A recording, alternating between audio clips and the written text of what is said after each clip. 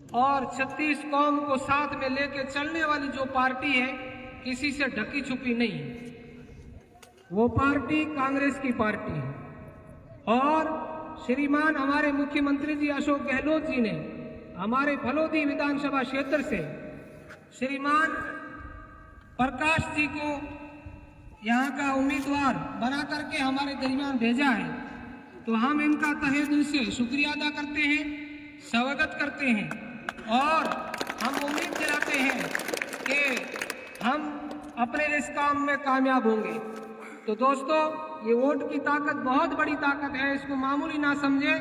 इसके अंदर भविष्य का सुधार है और आइंदा का सुधार है। इसलिए वोट की ताकत कब होगी? जब हम एकजुट होकर के एकता के साथ वोटिंग करेंगे तो हमारे वोट की ताकत रहेगी।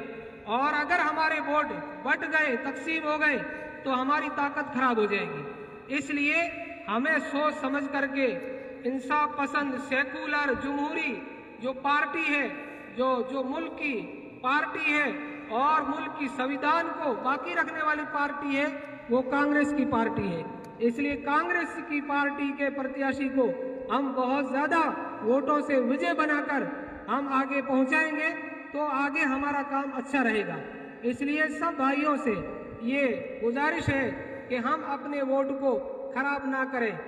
अगरचे हम अपने वोट को जातिवाद के पीछे भी ना दें, बल्कि पार्टी को देखना है और इंसाफ वाली पार्टी को देखना है। वोट एक ऐसी ताकत है कि भाई का आप दूसरे एतबार से आप मदद कर सकते हैं, लेकिन अगर अपना भाई भी खड़ा है लेकिन उससे आगे फ्यूचर का फायदा नहीं हो रहा है, मुस्तकबिल का फायदा नहीं हो रहा है, मुल्क का फायदा नहीं हो रहा है, तो अपनी जाती मफाद के लिए वोट खराब ना करें। चाहे अपना भाई खड़ा क्यों ना हो, लेकिन अगर वोट खराब हो रहा है, हमें मुल्क का मफाद और फायदा सामने लेना है।